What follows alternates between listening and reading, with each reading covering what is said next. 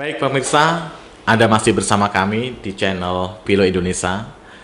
Tadi Pak Tomo sudah menjelaskan bahwa substansi dari namanya perbankan syariah itu harus diperjelas. Bukan hanya bicara tentang masalah kulit, tapi adalah nilai-nilai yang sangat universal itu harus ditekankan. Dan beberapa perbankan syariah sudah banyak melakukan ini Pak. Dan juga banyak juga yang belum melaksanakan ini gitu loh. Bagaimana Pak kita mengkomunikasikan fenomena ini agar semuanya bisa memahami bahwa ekonomi syariah di Indonesia itu memang sangat berbeda kepada negara-negara lain. Saya melihatnya begini, Ya, perbankan syariah itu ibarat kayak itu, ada teh, ada gula. ya. Nah, kita yang mengaduknya, gitu loh. Mengaduknya ini dengan bisa cepat, bisa lambat. Makin cepat aduknya, makin bisa langsung orang itu menyatakan manis. Kira-kira gitu kan. Nah, sama halnya dengan bank syariah ini. Ini kalau baru cuma tidak diaduk dengan cepat, Iya. jadi misalnya ini government yang menjadi fasilitatornya, itu makanya saya bilang zaman sekarang ini zaman cepat sekali kira-kira begitu. Kenapa cepat? Semua syariah dan itu sudah orang sudah aware dan sudah tahu. Tidak alergi zaman dulu. Zaman Pak Harto, zamannya Pak Habibie masih alergi. Apa sekarang udah biasa kira-kira gitu ya. Pak zaman Pak SBY udah naik semualah tingkat literasinya.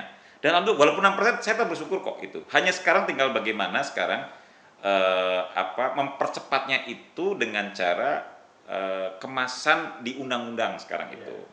Ada satu gap yang kita waktu di ASPI itu agak semacam bertanya gitu. Kenapa sih undang-undang halal tadi, produk halal itu tidak dikaitkan dengan undang-undang perbankan syariah? Gitu. Harusnya dilink.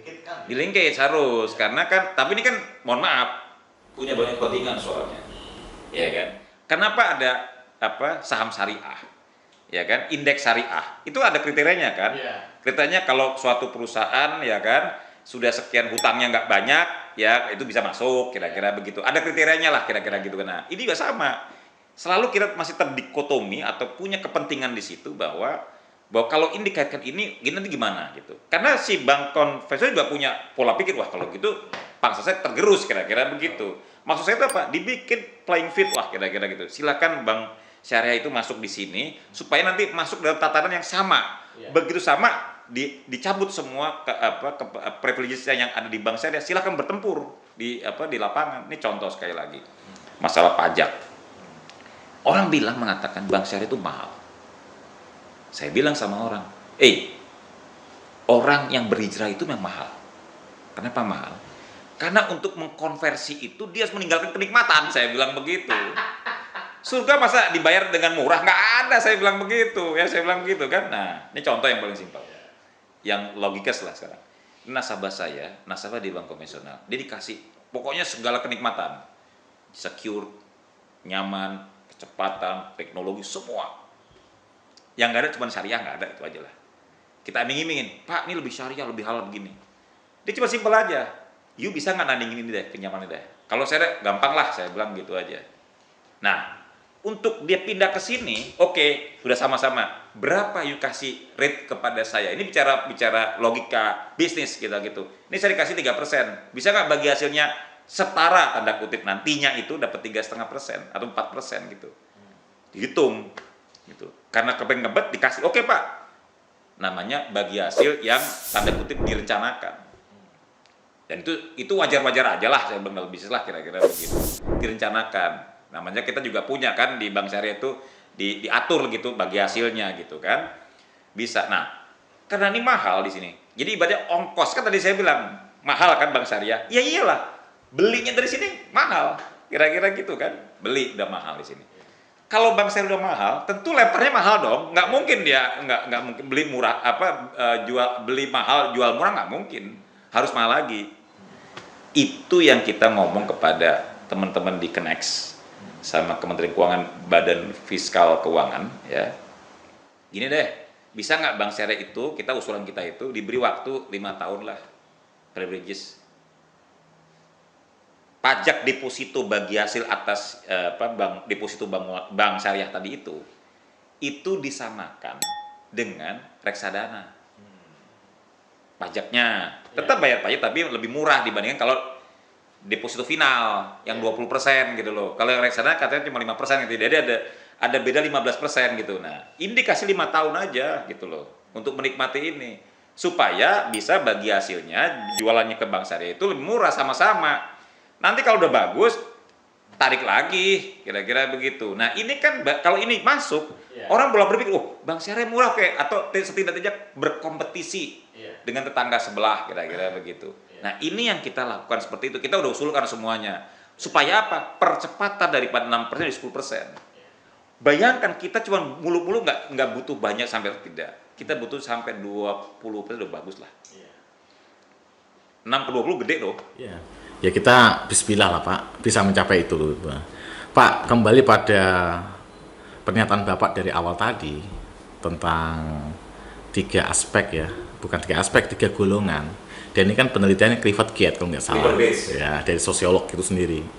Ada beberapa penelitian juga dilakukan oleh mahasiswa Pak. Ternyata pengembangan namanya itu keuangan syariah itu banyak diterima itu di wilayah-wilayah seperti kayak Jawa Tengah, Jawa Timur. Dan kalau kita notaben, kalau kita Clifford Geertz itu, mereka kan adalah abangan, Pak. Iya. Nah, kenapa, Pak? Malah pengembangan ekonomi syariah ini lebih diterima oleh orang abangan yang sifatnya rasional. Ada apa di balik ini, Pak? Itu penelitian sejalan dengan McKinsey.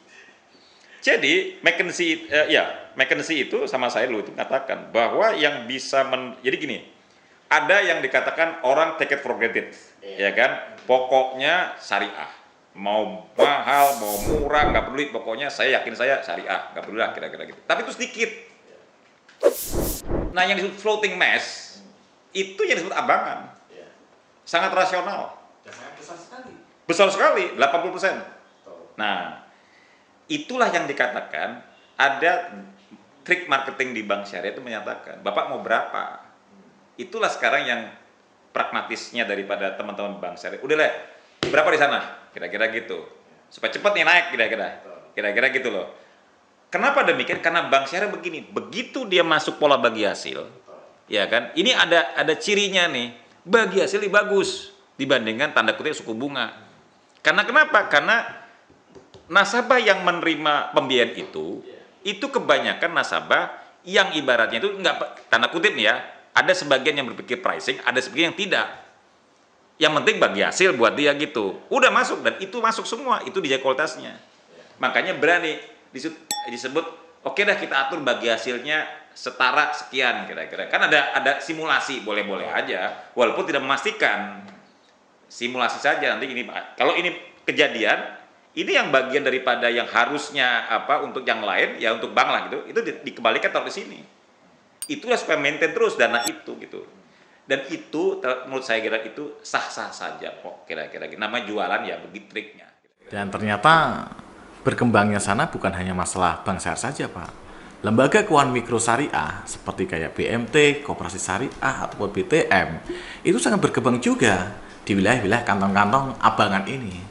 Artinya bahwa ekonomi syariah atau perbankan syariah itu kan mudah diterima bagi kalangan rasional dan kalangan yang mengedepankan nilai-nilai substansial. Apakah sependapat dengan demikian? Sependapat, karena itu memang saya pernah kejadian masalah begitu. Jadi orang-orang yang jadi di perbankan syariah itu ada yang dia itu dalam kesehariannya juga sebagai pembina BMT. Ingat loh di Jawa Tengah itu teman-teman bank syariah itu dipakai entah jadi dewan syariahnya, entah jadi dewan pengawas, pokoknya ikut aja gitu. Nah, ini bagian daripada komunikasi yang baik kira-kira gitu. Nah, mengakar apa sih orang pejabat perbank syariah ikut-ikutan yang di Jawa Tengah atau di Jawa Timur itu? Dia kepengen apa? Transaksinya masuk di banknya dia juga, dia punya target loh. Ya kan? Kira-kira gitu, dan ditambah meningkat customer base. Tabungannya masuk dan sebagainya masuk kira-kira begitu. Nah, akhirnya apa? Dia bikin counter balik. Oke deh, saya yang training gratis deh. Seneng. Membuat soal training yang gratis itu kepada orang-orang ini, itu jauh lebih cepat mengena. Dibandingkan saya ngomong, masuklah ke bank ini. Nggak mengena. Jadi orang-orang ini ternyata, mereka membuat suatu komunitas. Seperti kayak komunitas Gojek lah kira-kira gitu kan. Ini komunitas perbankan syariah. Dia masuk ke dalam akar rumput yang namanya Abangan tadi itu BMT, yang kayak gitu-gitu. Koperasi syariah, itu masuk itu. Nah, itu diintroducer. Ini loh sistem akuntansi syariah yang tanda kutip kalau bahasanya bilang, ini syariah loh. Beda dengan akuntansi konvensional, dia bilang begitu. Oh, oke, kalau apa ciri syariah itu? Ternyata ada pembayar zakat. Oh, mikir dia. Berarti ada social accounting disebut itu. Social partnership dia bilang gitu. Ini yang dijadikan bagian daripada kaum duafa. Masuk lagi dia, masuk ini dakwahnya. Nah, itu yang menjadi betul, itu tidak secara artinya secara statistik ya kan ya, tidak bisa mengalahkan konvensi. Oke, nggak apa-apa, tapi menggema itu pelan-pelan semuanya.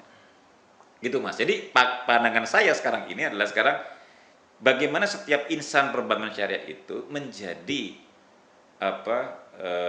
role model di daerah masing-masing. Masuk ke BMT, masuk ke koperasi syariah, masuk ke tempat-tempat kantong-kantong tadi koperasi pondok pesantren itu, sehingga dia menjadi komunitas itu, ekosistem. Nah, kalau ini sudah masuk, gampang mengintroduksi banknya itu, mau teknologi, mau milenial, mau apa itu mudah. Tapi lagi-lagi kembali kepada Bilal tadi itu, saya dibilang, Ali, ya kan, Allah memberikan hidayah itu kepada orang bisa lama sekali dia berpindah atau cepat sekali. Nah, ini yang dikatakan konsep hati ke hati ini, ya kan, itu yang masuk.